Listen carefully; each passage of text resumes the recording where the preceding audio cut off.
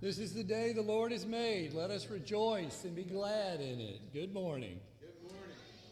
My name is John Kirkendall. I'm one of the elders here at Scots Kirk. And on behalf of Pastor Mitchell and the session, it's my privilege to welcome you to morning worship with us today. Those of you who are joining us in person, those of you who are joining us remotely, pray that this day will be one where the Lord fills you with the joy of His Holy Spirit. There are a variety of different announcements. I feel like almost it's like a salad bar with lots of things to choose from, and who knows what you will wind up with. Let me begin by making at least one of the announcements that is in the bulletin, and that is the Bereans are meeting this Wednesday night, as usual, at 7 p.m. at the church, and all are welcome to attend that. There are, in the back of the church, outside the door of the church office, 2 tables, one of which has the Sunday school lessons, and often the bulletins there, and in a shameless promotion for adult Sunday school, please feel free to pick up a copy of the Adult Quarterly and join us for Sunday school at 9:30 on Sunday mornings here at the back of the sanctuary. Also, on the second table are a collection of pamphlets that have been provided by the Evangelism and Outreach Committee for our benefit. You can pick up any of them, as many as you like, and use them yourself or share them with others as a tool for evangelism. They address all manner of questions of theology and Christian life. Also on one of the tables is a flyer about the toy drive for the nursery. And I have to tell you that the QR code on it now is no good. However, you may go to Amazon.com and go to Find a Baby Registry and search it. First name, Scots Kirk, 2 words, 1 T. Second name, nursery. So if you go to Amazon to the Find a Baby Registry and search for first name Scots Kirk, second name nursery, you'll find the list of toys that are being requested for purchase as part of this drive. Though, more than doing that, I'd like to encourage you to prayerfully consider volunteering to minister in the nursery. These covenant children are a part of our family in Christ Jesus, and we need help in caring for them during the worship services and other events. So please consider being a nursery volunteer. Third, a number of things are coming up in coming weeks. Next Sunday, we will have our Lessons and Carols service as part of the morning worship service. It has become a tradition in my time here at Scots Kirk to do that. I encourage you to come and participate and sing enthusiastically. Also, we will have a Christmas Eve service at 5 p.m., obviously on Christmas Eve, December 24th. Right? So you're welcome to join us for that as well. Fourth, some announcements about the youth group. If Will Hull will please come up and make those, and after Will, Joel Reed will come up for an announcement. Hey everybody, good morning. So the bulletin has youth group meeting this evening at 5 p.m. That is incorrect. We will be meeting instead at 2 p.m. here at the church, and we will be caravanning to Monk's Corner. We're going to be doing some volunteering work with a retirement center. That's the first announcement. The second announcement is, for those of you that don't know, my contract with the Navy will be expiring the end of June. And that being said, the youth group is going to need some volunteers to work with the teenagers, work with teaching theology and scripture. And so I ask that if the Lord is calling you to that in any way, and I don't think you could get a better start to ministry than teaching and working with teenagers, please talk to me, talk to David Johnston, and we can find a time for you to come and visit with us in the next 6 months. Maybe you're a good fit, maybe you're not, no big deal. But we are going to need people to help volunteer and minister to the youth of Scots Kirk, much like the younger children. Thank you very much.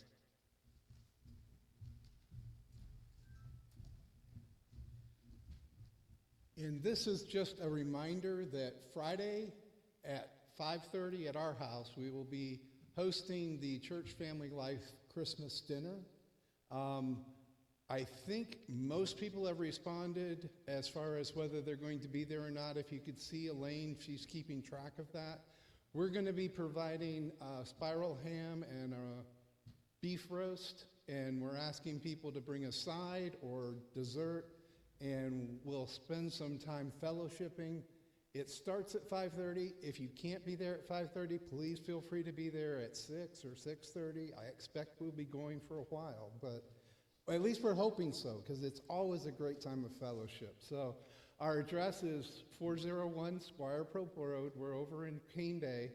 There is a nice amenity center right across from us with a big parking lot. So you're welcome to park there. We'll keep our driveway available for those with mobility issues so that they can park closer to the front door. If you have any questions, please give Elaine or myself a call, and we're happy to help. Thank you, Joel. Thank you, Will. Told you it was like a salad bar. Let's take some time now to prepare our hearts and minds for worship of our great God. There's a passage from Hebrews for your consideration as you do so.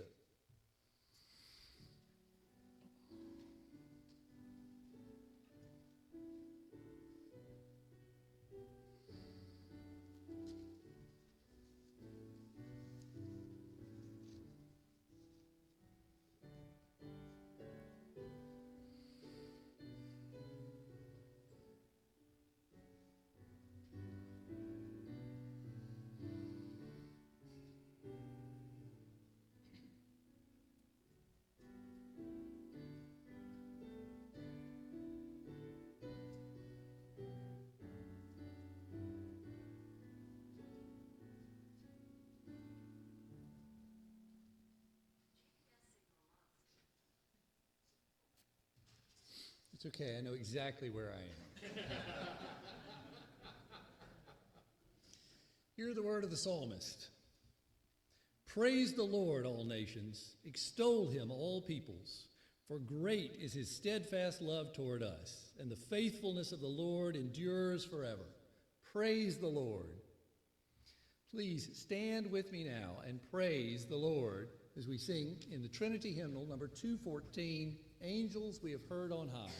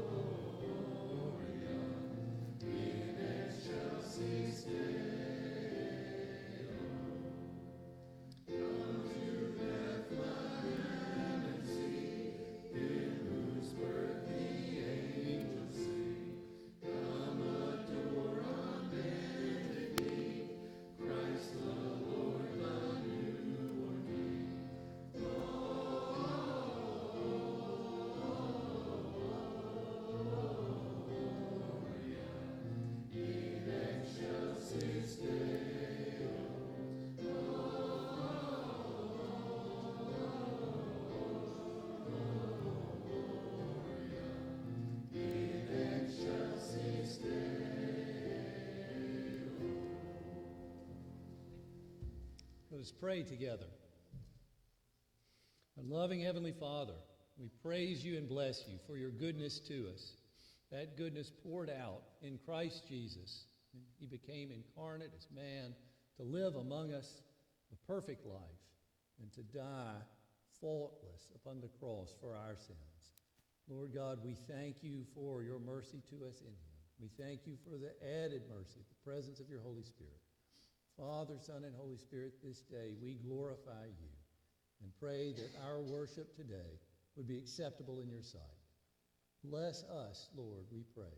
Cause us to be a blessing to those around us, to extend your kingdom in this place and throughout the world to the glory of your name. Lord, we pray now, even as Christ taught his disciples to pray, saying, Our Father, who art in heaven, hallowed be thy name. Thy kingdom come, thy will be done, on earth as it is in heaven. Give us this day our daily bread, and forgive us our debts, as we forgive our debtors. And lead us not into temptation, but deliver us from evil. For thine is the kingdom, and the power, and the glory forever. Amen. You may be seated. You'll find printed in your bulletins a prayer as our corporate confession of sin. It is corporate, but it is also personal. Please pray this with me now. Lord Jesus, forgive my sins. Forgive the sins that I remember and the sins I've forgotten. Forgive my many failures in the face of temptation and those times when I have been stubborn in the face of correction. Forgive the times I've been proud of my own achievements and those when I have failed to boast of your works. Forgive the harsh judgments I have made of others and the leniency I've shown myself. Forgive the lies I've told to others and the truths I've avoided. Forgive me the pain that I've caused others and the indulgence I've shown myself. Jesus, have mercy on me and make me whole. Amen. The Apostle John, in his letter to the early church, writes these words that we use as our assurance of pardon. If we say we have fellowship with him while we walk in darkness, we lie and do not practice the truth. But if we walk in the light as he is in the light, we have fellowship with one another. And the blood of Jesus, his Son, cleanses us from all sin. If we say we have no sin, we deceive ourselves, and the truth is not in us. If we confess our sins, he is faithful and just to forgive us our sins and to cleanse us from all unrighteousness. Amen. Please stand now for the confession of faith. This is the earliest of the historic confessions of the church to which we can put a date. In 325 AD, the church was struggling with the identity of Jesus. This confession at Nicaea in Asia Minor, modern Turkey, is the result of the deliberations of the church. Let us confess it together. Christian, in whom do you believe? I believe in one God, the Father Almighty, maker of heaven and earth, and of all things visible and invisible, and in one Lord Jesus Christ, the only begotten Son of God, begotten of the Father before all worlds, God of God, light of light, very God of very God, begotten, not made, being of one substance with the Father, by whom all things were made, who was our sin and our salvation, came down from heaven, and was incarnate by the Holy Spirit of the Virgin Mary, and was made man, and was crucified also for us under Pontius Pilate. He suffered and was buried. And the third day he rose again, according to the Scriptures, and ascended into heaven, and sits on the right hand of the Father. And he shall come again with glory to judge the living and the dead, whose kingdom shall have no end. And I believe in the Holy Spirit, the Lord, the giver of life, who proceeds from the Father and the Son, who with the Father and the Son together is worshipped and glorified, who spoke by the prophets. And I believe in one holy Catholic and apostolic church. I acknowledge one baptism for the forgiveness of sins. I look for the resurrection of the dead and the life of the world to come. Amen. You may be seated. The children would like to come forward for the children's sermon with Elder Joel Reed.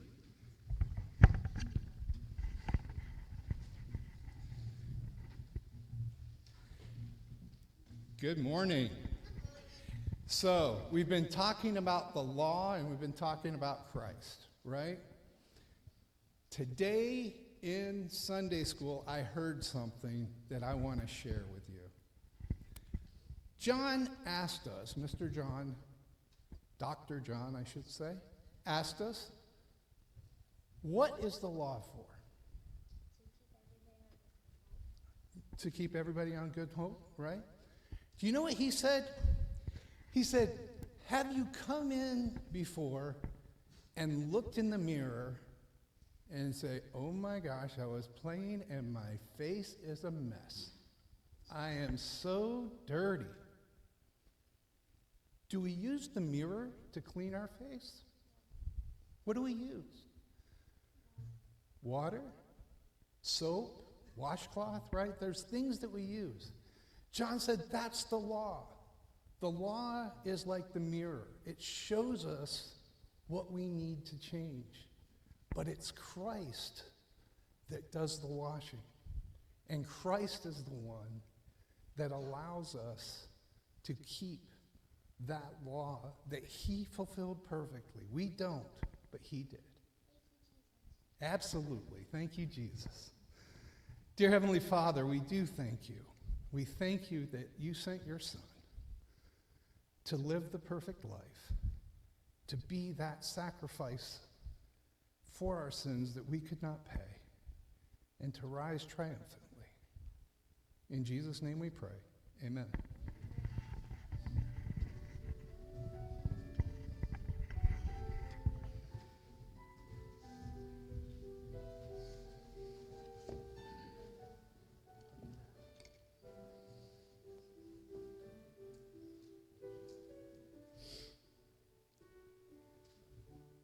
Thank you, Joel. You have now had 2 advertisements for Adult Sunday School. Feel free to take the hint.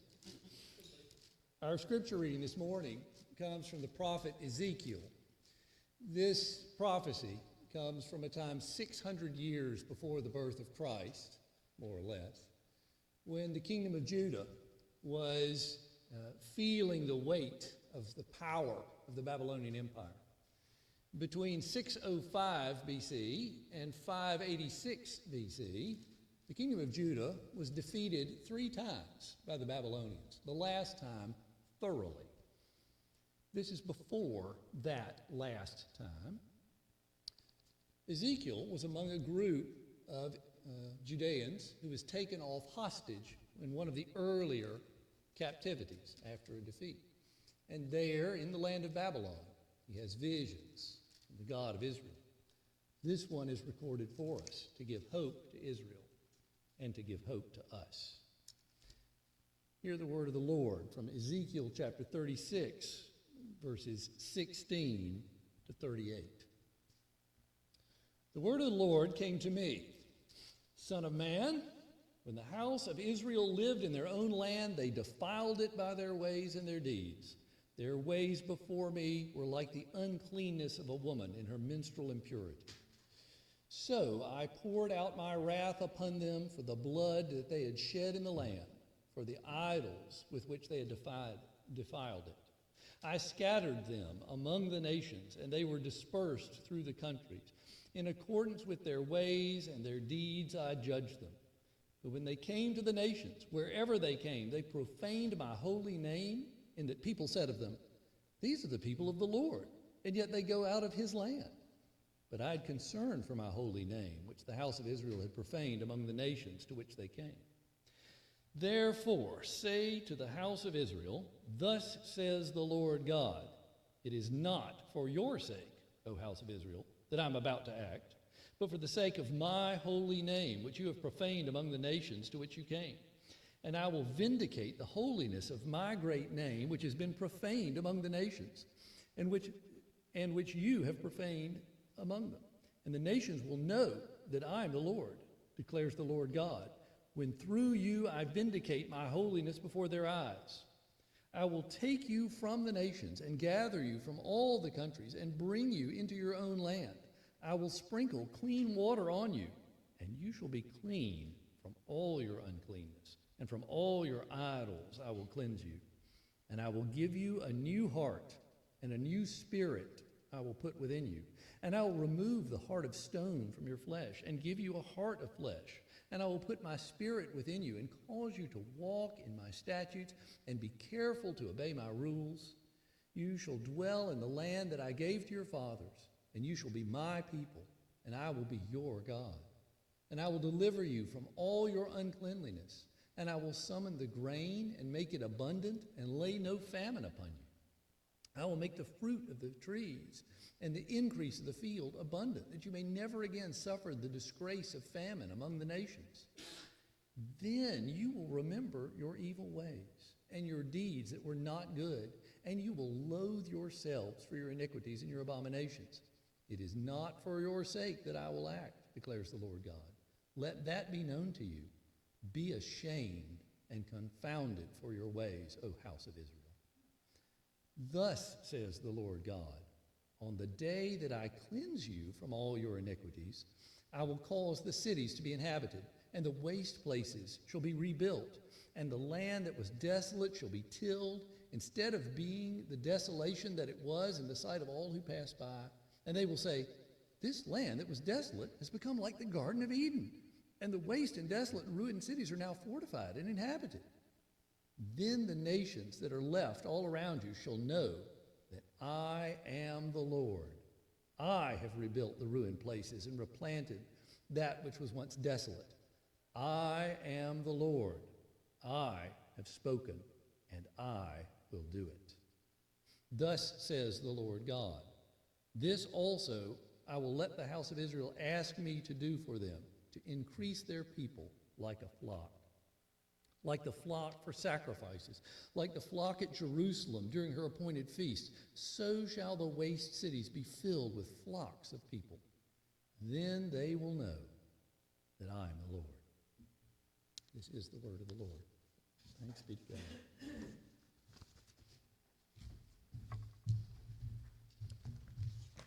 Let us go before the Lord once again in prayer. Father, Son, and Holy Spirit, all in your presence cry glory. You are holy, holy, holy.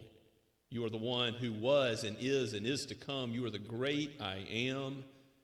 And Father, we know that you have sent your Son for a purpose, because we were evil, at enmity against you, your enemies, and you delivered. You ransomed with the price of his blood. You gave us Christ and his righteousness as a robe, so that we might be found having a righteousness that doesn't come from obedience to the law, but comes from his perfect keeping of it.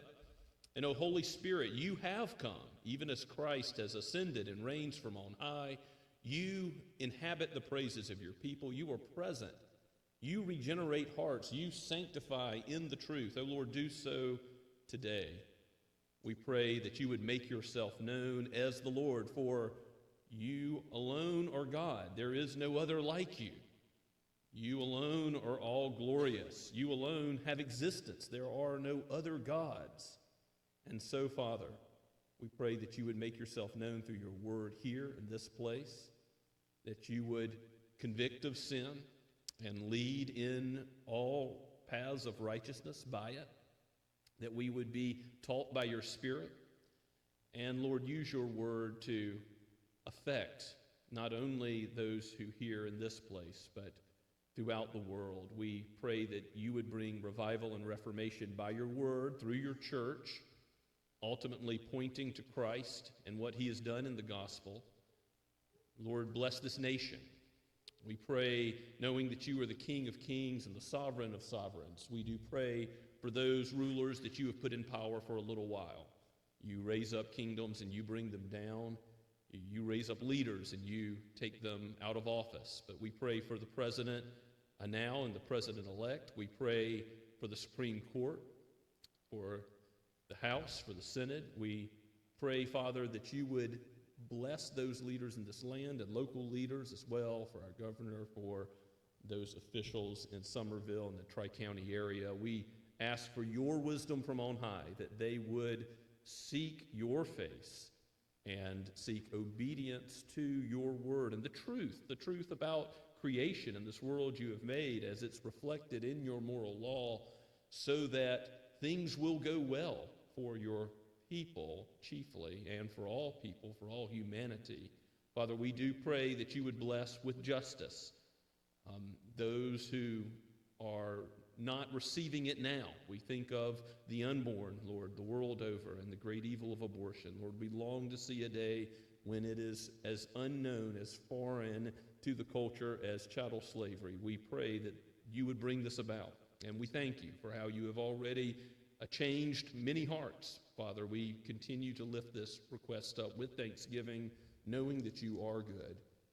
Lord, we ask that you would bless those who are needy, the fatherless, the orphan, the widow. Lord, bless those who adopt and foster and are willing to reach out to those who are overlooked by society. We pray your blessing upon them. Give the hungry food to eat. And Lord, let your people be the means by which there is material blessing that comes in the name of Christ. May deeds of love and mercy come to those who are homeless, who are addicted, who are struggling in this world with many material concerns. Lord, use your church, use the Anchor House and the Lighthouse in Somerville and their ministry. Father, bless the Low Country Pregnancy Center. Father, we lift up those who have material concerns amongst our own congregation, again with thanksgiving for all that you have done for us. As we think of many answered prayers, we continue to lift up Fred Legere's health as you have blessed him abundantly. Lord, we ask that your hand would continue to be upon him, set a hedge about him, protect him. Lord, be with Gay Schaefer, bless her, keep her from falls. Lord, we thank you that you have been so gracious to her. Lord, thank you for Kelvin and Rodriguez for his successful trip and the protection you have given him. Continue to bless and guard him.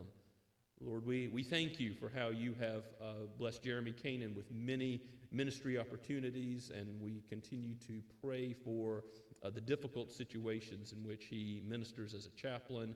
We pray that you guide and direct his steps and lead him in the way everlasting. Lord, we thank you for how you have blessed those who were students in so many ways, those who have or are still going through the examination process. We pray for those who are students in high school and college particularly, or those going on for further education. We ask, Lord, that you would guide and direct their steps all their days, that they may acknowledge you as God and serve you in whatever they do, whether they eat or drink or do anything whatsoever. Lord, let that be our goal. We do pray for the needs that have been mentioned earlier today, for those who would serve in the nursery. We ask, Lord, that you would bring about the fulfillment of that need, and that you would use us, that you would aid us in finding the right ones who will be able to work with the youth. And Father, we give you abundant praise and thanks for Will Hull and David Johnston and their work. We pray for Will's future move. We ask that you would bless him and Roni as they go to Phoenix, and Will takes on a new role there.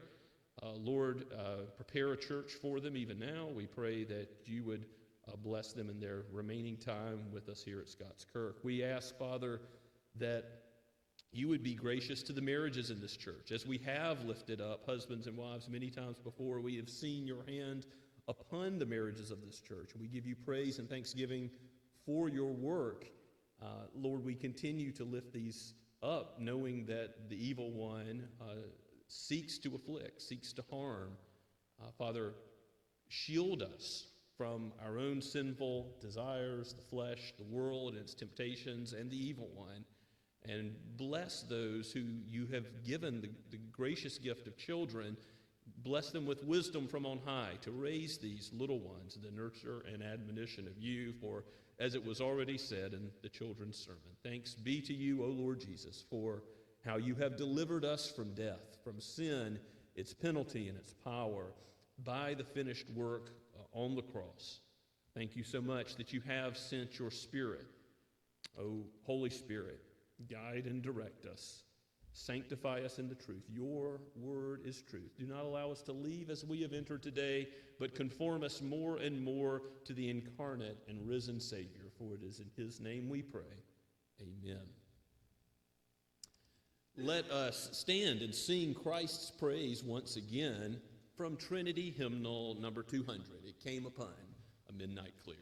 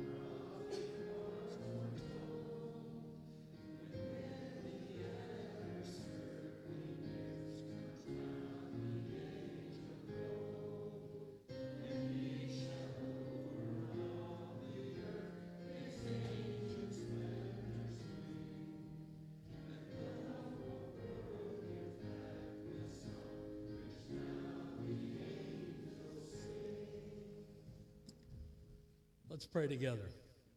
Heavenly Father, we are grateful for this opportunity to gather as your people, and we offer up our prayers and praises to you. We thank you for your faithfulness, goodness, and grace. We thank you that both in seasons of celebration and in seasons of hardship, you are still with us and will never leave us. We ask for your blessings on these tithes and offerings. Use them to advance the work of building your church. May we always remember that everything we have is a gift from you. In Jesus' name we pray. Amen. Amen. You may be seated.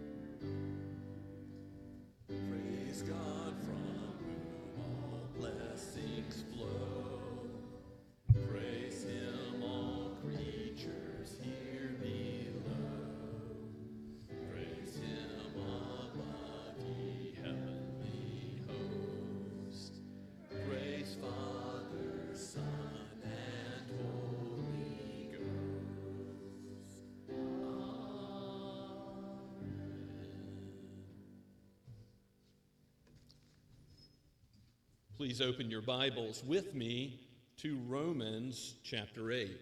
As we continue to go through the book of Romans, we begin in the 8th chapter this morning, which Derek Thomas, now a retired ARP pastor, Derek Thomas says is the greatest chapter in all of Scripture. Now, of course, all of Scripture is equally inspired, but his point is some parts are more important, more central to the gospel than others. And on your deathbed, what do you want to hear from? A list of a genealogy. Now, you could preach wonderful truth from genealogies, don't get me wrong. Or do you want to hear from something like Romans chapter 8? As you'll see as we go through this chapter, Paul's been talking about justification and how Christ presents us as righteous by his blood in chapters 3 through 5. That's the focus. Chapters 6 through 8 in most outlines, in the outline I gave you earlier of the book of Romans, chapters 6 through 8 are primarily about sanctification. But there's a way in which chapter 8 particularly brings together all of salvation. Justification still in view. Sanctification still may be the focus, but it's also looking forward to glorification. And there's a way you see the whole package of sanctification as we're united with Christ, and God outside of time sees from eternity past to eternity future the glorious truth of what he has accomplished to bring a people to himself in salvation in this chapter. So let us hear the glorious words of Romans 8. We'll begin at verse 1 and go down to verse 11. This is the word of God penned by the Apostle Paul to the church in Rome, and it is for each of us in its hearing today. There is therefore now no condemnation for those who are in Christ Jesus.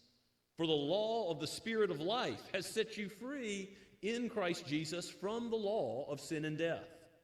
For God has done what the law, weakened by the flesh, could not do, by sending his own Son in the likeness of sinful flesh, and for sin, he condemned sin in the flesh, in order that the righteous requirement of the law might be fulfilled in us, who walk not according to the flesh, but according to the Spirit. For those who live according to the flesh set their minds on the things of the flesh, but those who live according to the Spirit set their minds on the things of the Spirit. To set the mind on the flesh is death, but to set the mind on the Spirit is life and peace.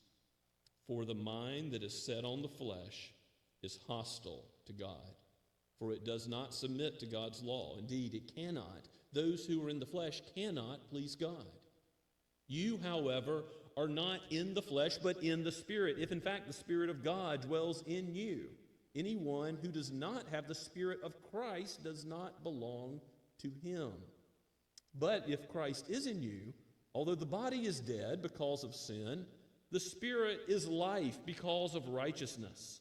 If the Spirit of him who raised Jesus from the dead dwells in you, he who raised Christ Jesus from the dead will also give life to your mortal bodies through his Spirit who dwells in you. Let's pray now. O Holy Spirit, you indwell your people, so help your flock. O Father, today, even as you show us what it means to be united with the one who has died and raised again from the dead, that sort of transforming power is ours to live according to the Spirit, to walk in the light as he is in the light. May it be so. Convict of sin. Give inclination in our minds and emotions and our wills more and more to live for Christ, for he has done everything for us. For we pray it in his name. Amen. So you can see why this is called the greatest chapter in the Bible, although I do think there's many contenders for that title, actually. But Derek Thomas is certainly not wrong that there's a lot of glorious truth contained in Romans chapter 8, and it starts off in the very first verse that declaration by Paul that there is therefore now no condemnation for those who are in Christ Jesus. And Paul is going to flesh that out later in chapter 8. If you jump ahead, you see the golden chain of salvation in verses 28 through 30, and then how in verses 30 through 33, God, who will bring any charge against his elect? No one. If Christ has called us righteous, who will condemn? No one. It's God who justifies, and nothing's going to separate us from his love, as he goes on to say at the end of the chapter. So that some beautiful expounding explanation from the apostle to come about that lack of condemnation for those who are in Christ. If you know the justification and that reality of the process of sanctification is taking place in your life by God's grace, you can know for sure that on the last day, when you die or when Christ comes again, you will not be condemned because you have his righteousness. You are his adopted son and daughter, and nothing can change that. And when you have good days and bad days, when you have struggles in this life, that's really important to remember. That's really encouraging. If you are sick or ill and in the hospital or on your deathbed, that's what you need to hear. Here's something that can't change, that's inalterable. You're God's child. You're justified because of Christ. How thankful we ought to be for these gospel truths. There is no condemnation, and our sin can't change that. Our failings, our finitude can't change that. The struggles that we face in this life, our circumstances cannot change that. Think of how many times the Apostle Paul suffered, was beaten, was shipwrecked, was imprisoned, all the rest, and yet he has the peace which passes understanding that he's going to say is the reality for all believers, that we have life and peace because of the gospel. We have no condemnation, and that is the basis of the abundant eternal life we have and the peace we have with God objectively, and the subjective peace we have knowing that truth, that we're able to sleep at night regardless of the circumstances of life. Now look at verses 2 and 3. The Apostle Paul has already spoken at length in the past couple of chapters about how we have been set free from the law as a means of salvation, but it still is righteous and good. It's still the guide for the Christian life. And going back to that in verse 2, he says, the law, the Spirit of life, interesting way to refer to the Holy Spirit there, the Spirit of life. The Nicene Creed, which we confessed earlier, had similar language. Here is the giver of life, the one who breathed all things into existence in Genesis chapter 1, the Spirit of God hovering over the waters, but also he's the one who breathes new life. He's the God who regenerates. He's the God who gives the new birth, and he sanctifies us in the truth of God's word, even as we have prayed that he would do so today. For the law, the Spirit of life, has set you free in Christ Jesus, because the Spirit always does what is in agreement with the Son and the Father. Spirit of life has set you free in Christ Jesus from the law of sin and death. You're now not trying to meet this impossibly high standard for those who are fallen in Adam, guilty of Adam's sin, and have a sinful nature like Adam. We can't keep the law perfectly to earn our own salvation. We can't be good enough. And so the Holy Spirit has set us free from that requirement. Why? Because your own good works can't get you to heaven. You're now righteous based on trusting in the perfect life of Christ, his whole record, his perfect doing of the will of the Father in thought, word, and deed, and what he did do and what he left undone. He did everything perfectly, the only human being who ever did that. And that's credited to every believer. That's credited to you who trust in Jesus. And nothing can change that. That is credited to your account. And because of that reality, you're set free from the impossible burden of the law, which would just lead to exposing your sin, which would lead to certain death. If you're not in Christ, You're still piling up sins, as the Apostle Paul says in chapter 2, verse 5. You're still storing up wrath for the day of God's judgment. Repent now while the day of salvation is at hand, because now is the time to run to Christ, to free from the wrath to come. The freedom can be yours as you hear the free offer of the gospel today. Embrace it. Embrace Christ as your righteousness, for there is no way you can become your own righteousness. You will not be able to stand on the day of judgment. If God should mark iniquities, and he does, who could stand, as the psalmist says? Only Jesus. And the only way to have righteousness is to be found in him, not having a righteousness of your own that comes by obedience to the law, but one that comes through faith in Christ, Paul says in Philippians chapter 3. And look at verse 3. God has done what the law, weakened by the flesh, could not do. So you couldn't be saved through the law because the flesh, guilty of Adam's sin and having a sinful nature given by being born in sin, as David says in Psalm 51. You are now weakened to the point you can't save yourself. And Paul, remaking that point, says, here's what God did that you couldn't do. And he's speaking of God the Father when he uses God here. He says, by sending his own Son in the likeness of sinful flesh and for sin. Jesus came in the world to bear sin, to seek and save the lost, to give his life as a ransom for many. This is the purpose of the incarnation of Jesus. Giving up all the glories of heaven and coming into this world, it was to come, to die, to bring a people to himself. And next week, Lord willing, as part of the lessons and carols, we'll have a scriptural saturated service about various incarnation texts, but I'm actually going to zero in on this text and go a little further in expounding it. But I'll leave it at this for now. The likeness of sinful flesh doesn't mean that Jesus appeared to be human or sort of looked like a human but wasn't. No, he retained what he was, the second person of the Trinity. He was God and he continued to be God, but he gained something that he was not. He gained true manhood. He became a human being, and he, in one person, the Lord Jesus, he was and continues to be, even today, at the right hand of the Father, reigning on high, truly God and truly man, because only man needed this redemption. Only God could provide it. The righteousness we needed, the perfect sacrifice for sin, had to be by an infinite, perfect, pure God-man. He's the one mediator between God and man, the way, the truth, and the life. No one comes to the Father but by him, John 14:6 says, because he alone can bring us to God. You can't approach the Father except through Christ. So the Spirit always points to Christ. The Father and the Son send the Spirit to minister, to help. And we're going to see a special emphasis throughout Romans chapter 8 on the Holy Spirit. We're going to talk more about the Holy Spirit today.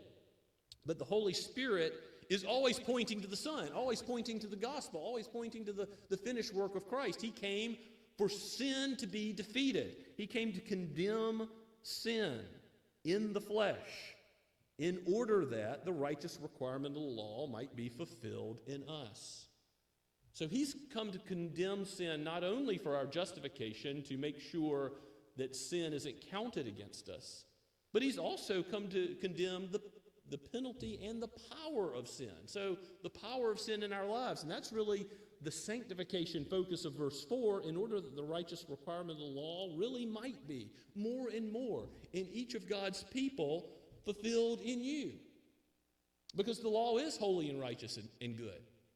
The law is the guide to the Christian life.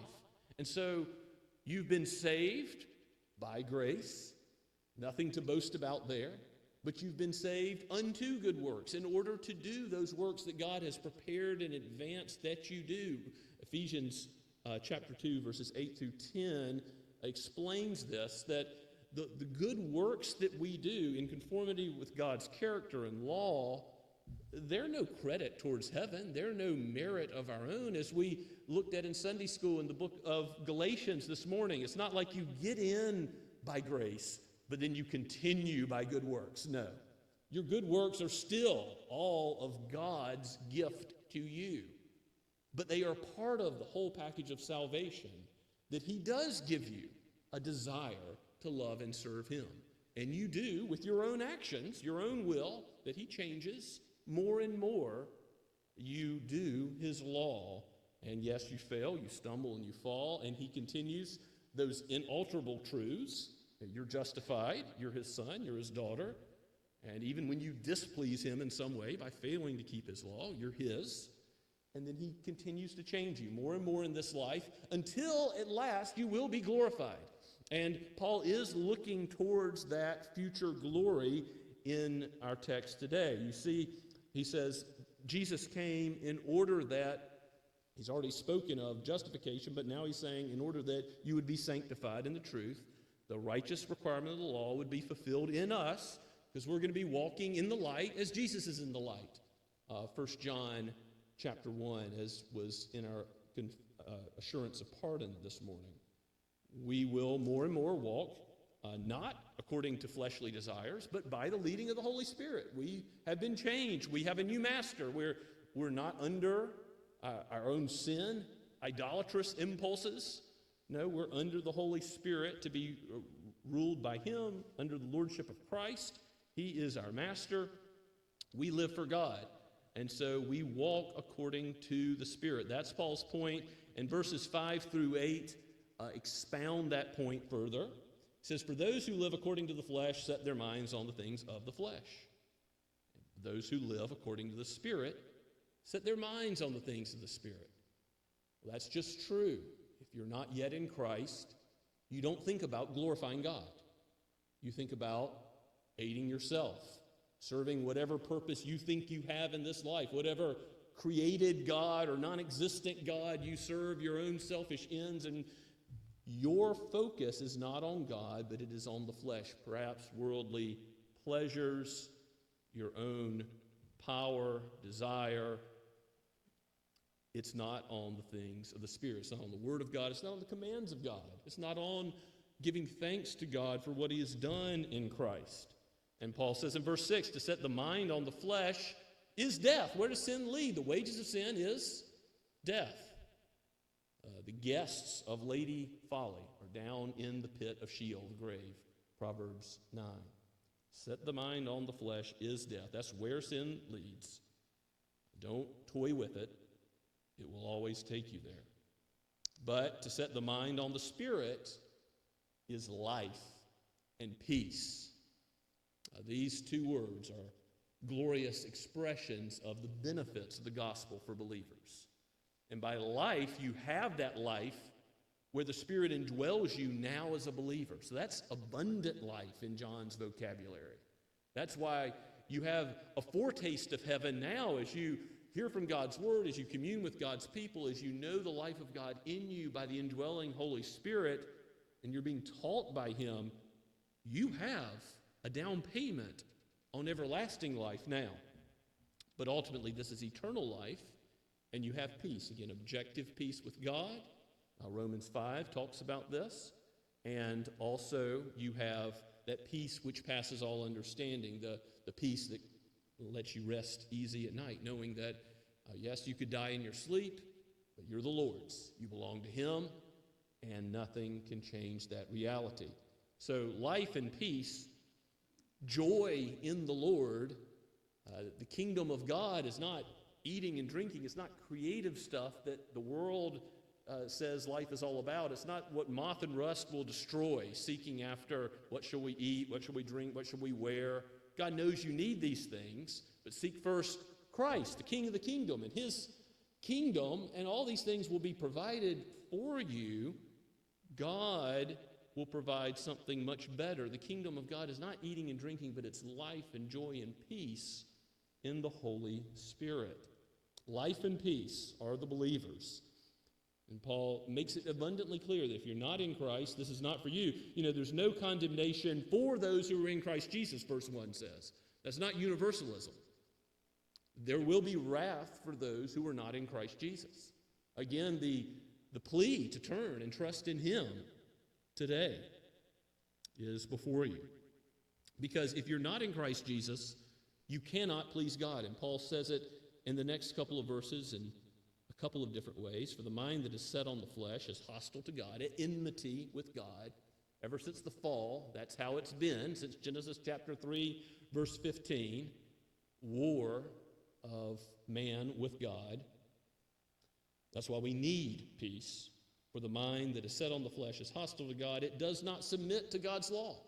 It doesn't seek to do what God has called us to do. It doesn't seek to do any of the 10 commandments from the heart for God's glory out of thanksgiving. No, indeed, it cannot, because it has a sinful nature and always seeks something other than the true Creator who ought to be adored and glorified and blessed now and forever. We're His workmanship. He made us. We owe Him all worship. But that is not what we do in the flesh before conversion.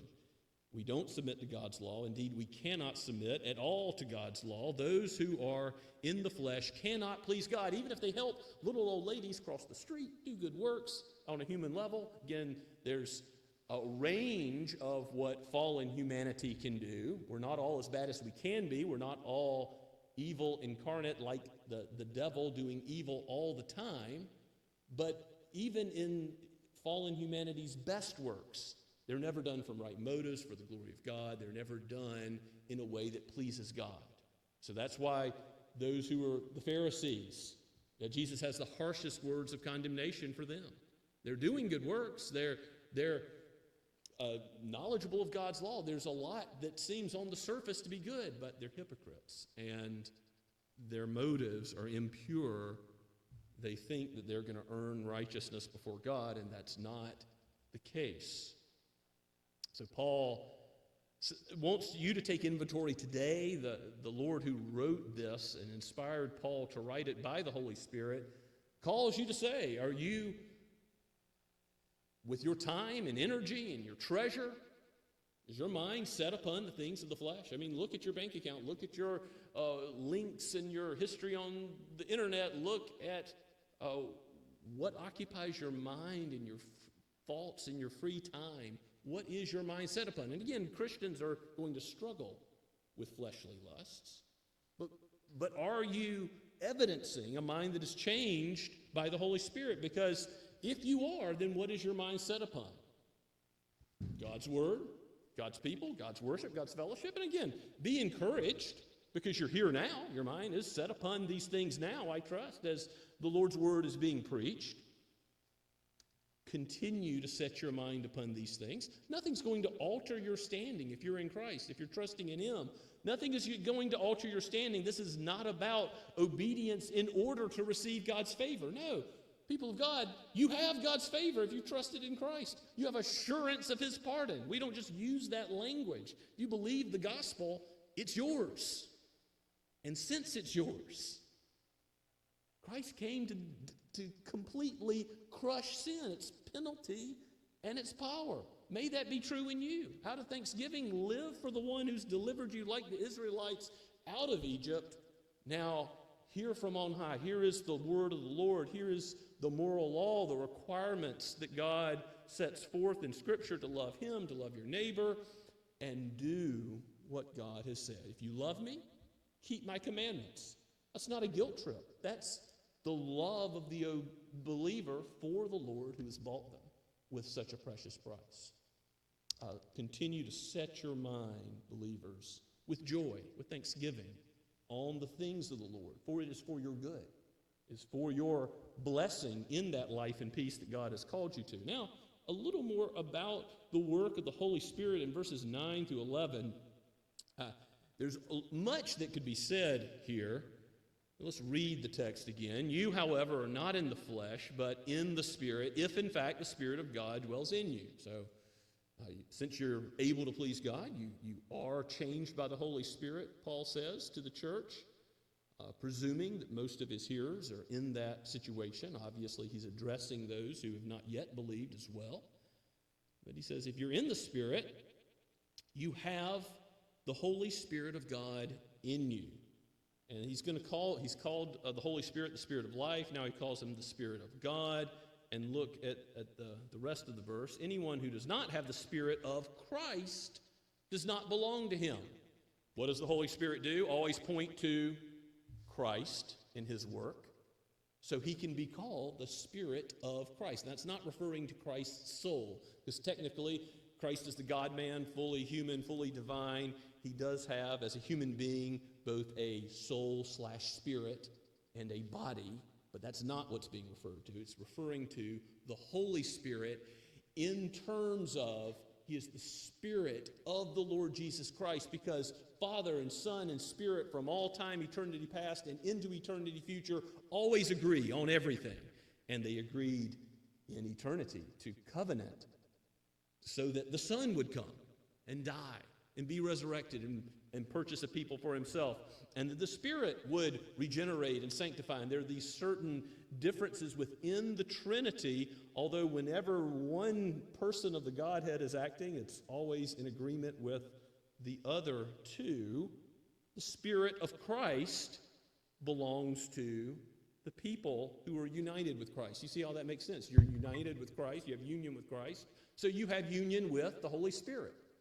And there's a sense in which in the Old Testament it's always been true that people were regenerated by the Holy Spirit, sanctified by the Holy Spirit. The Spirit's work has been throughout Scripture. And I've given you some verses in your outline if you want to study that a little more. There's still a lot of a prophecy that was fulfilled, like what we read in Ezekiel 36 or Isaiah 44:3 or Joel 2:28, when Pentecost comes after Jesus is ascended. He says he's going to send the Holy Spirit, a helper, a comforter, to his disciples, and it'll be better that Jesus goes and the Spirit comes. There's an outpouring of the Holy Spirit that happens that is new at that time. And I want you to see that what is new about that is not that the Holy Spirit was inoperative in the rest of redemptive history. No. In the Old Testament, it was always the Holy Spirit, always giving that faith and repentance in the Lord Jesus, the Messiah, to come, same as he does now. But the Holy Spirit was not given to every believer for ministry tasks. It was more rare. The Holy Spirit was taken away from Saul, and the judges, you had the Holy Spirit come upon them for various tasks, but it looks like it's not widely distributed. The Holy Spirit himself is not widely distributed amongst God's people, only to certain leaders, for certain prophets, priests, and kings for callings that they had.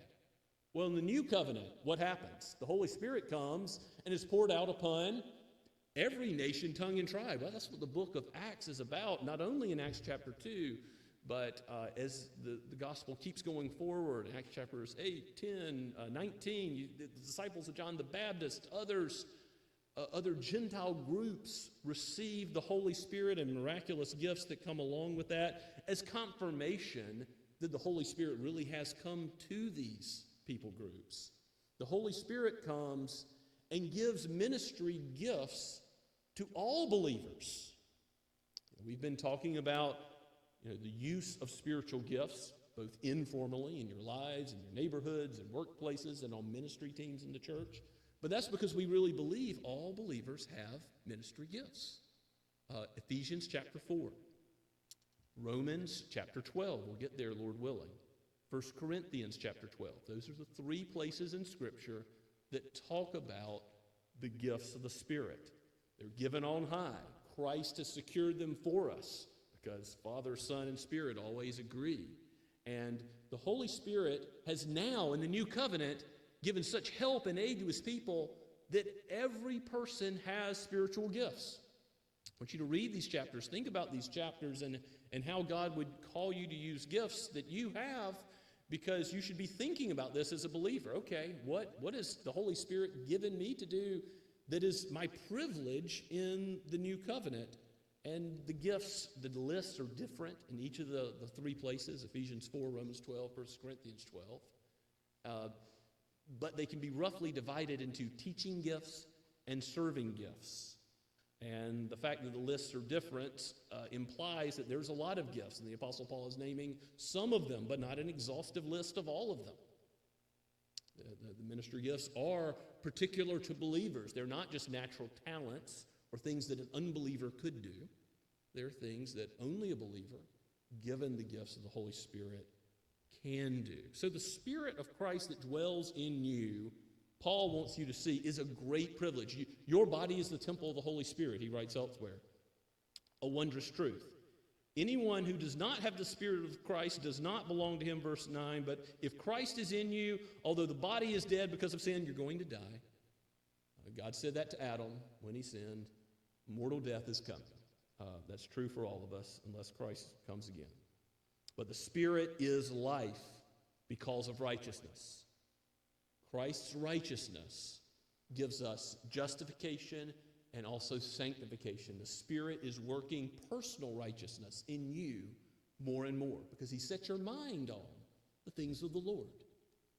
He is working out that righteousness in your life, and you're called to live out that Spirit-led life in the midst of a body of people, to bless one another. You're called to live that Spirit-led life in the world, to point others like the Holy Spirit himself does, to Christ, who came to die for sinners.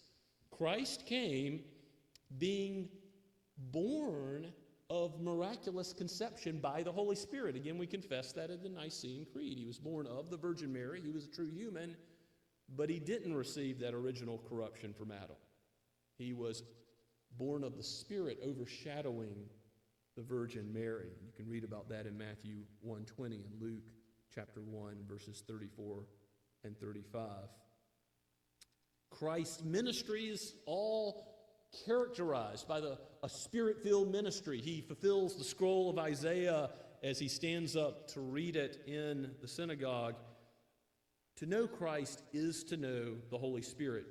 This resurrection power that God has already talked about in Romans chapter 6 through the Apostle Paul, he now emphasizes again in verse 11, if the Spirit of him who raised Jesus from the dead dwells in you, he who raised Christ Jesus from the dead will also give life to your mortal body. So that mortal body problem that we're going to die, the wages of sin is physical death. That's going to be solved. We're going to look for the resurrection of the dead and the life of the world to come. All that God made good, he's going to redeem as good, even the body. We're going to be a soul and body forever in the new heavens and new earth. So the power of Christ in us will solve the problem of our mortal bodies being subject to death. And so that's looking forward, isn't it? Past sanctification to glorification already. And then he says, this resurrection power is also through his Spirit who dwells in you. Pointing us back to verse 4, that we're to walk with the commandments, the requirements of the law being fulfilled in us, walking in the light as Christ is in the light more and more. Paul is calling us to obedience to God and his will out of thanksgiving for what Jesus has done. As a reality of all those who are given the Holy Spirit, we have this new principle at work in us. So be encouraged, Church of God, dear ones, that the Holy Spirit is at work in you. And since you have this power of God himself indwelling you, I mean, contemplate that for a moment. Pretty amazing that God would become man and in the person of the Lord Jesus Christ do what he's done to conquer sin. But also pretty amazing that the Spirit of God has now been outpoured and is upon every believer and equips for ministry gifts and callings and tasks in a wide way for the whole church around the whole world, every nation, tongue, and tribe. But he also sanctifies us in the truth where when we struggle with sin, we can never say, well, that's just how I am. I'm always going to have this problem. I can't change. No, the Lord has called you to righteousness, and he's given you the Holy Spirit. God himself is able to will and work out his purposes in you. Philippians chapter 2 puts it so well. It's not the flesh which then helps you to walk in the ways of God. No, you're not going to receive any credit. You can't boast in these good works God has prepared in advance for you to walk in. God is working out his purposes in your life. That's a very encouraging truth. Let's pray together with thanksgiving to the Lord. Father, we do thank you for this text and every part of Scripture, but we do particularly praise you for these doctrines, which are so encouraging to our souls as we think about what you have done and are doing and will do for your people. It is amazing that you have given your Spirit, that you've given your Son. Oh Lord Jesus, work out your purposes in us. Conform us to your will. If there are any who have not yet trusted, who are still living for self, living for some created thing, Lord, set their eyes upon Christ as the author and finisher of their faith, even today. Lord, calls them to contemplate the things of your word and to trust and believe in the one Savior of humanity, the God-man. We pray this in your precious name, O Lord Jesus. Amen. Let's stand and praise the Lord once again for his work and the gladness it brings. From Trinity Hymnal number 211, God rest ye merry, gentlemen.